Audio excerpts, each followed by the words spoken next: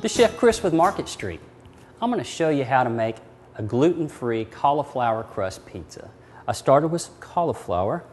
I actually cut it into small pieces and I microwaved it. I'm going to put this in a food processor. Bowl is still hot. You can see that's just out of the microwave. Put it in our processor. We're going to pulse this. Done. Okay.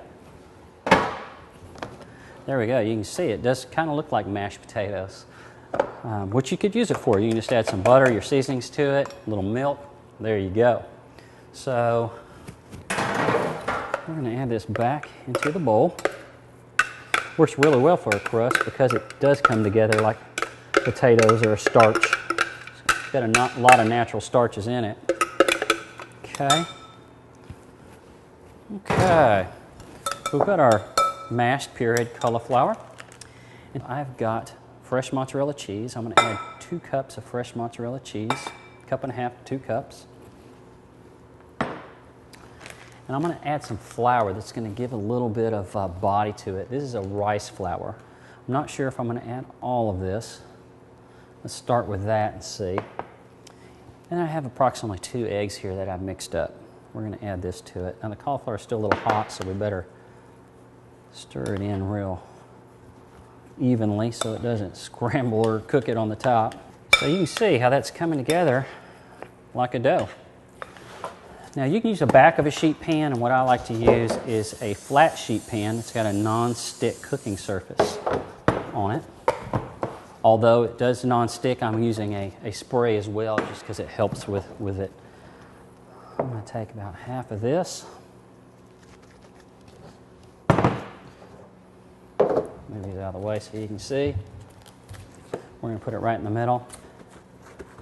So you press it out to about a 1/4 inch. If you want a larger pizza, you can use more of the crust mixture. It doesn't have to be perfect. You can just shape it like so.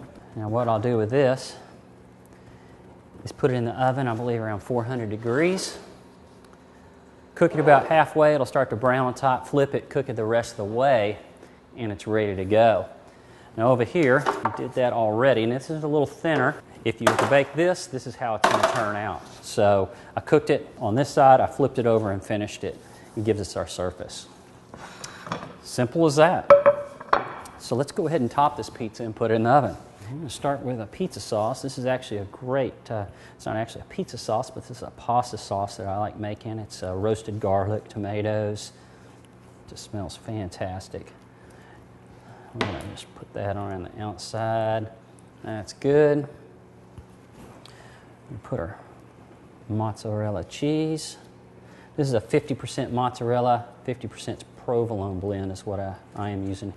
Now what I'm going to make of this pizza is a little smoked ham. This is a Black Forest smoked ham, which goes great on pizza. We're going to put some dried Italian herbs on it as well. Let's put some onions on there. Do some really thin slices. Not too much. We'll just do enough for the top of our pizza. Nice fresh onion. Great little baby bells that I like to use. Smells good already. I hadn't even put it in the oven. Okay, we'll lay these on top, alternate them. Okay, and I'm going to finish off. I have a little dried herb mixture. These are some herbs that we grew.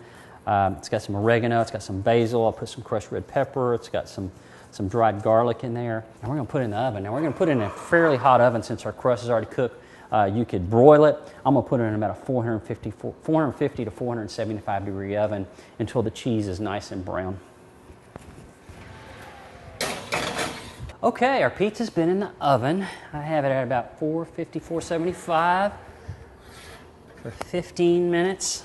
Beautiful. Our peppers have started to get a little caramelization. Cheese is melted.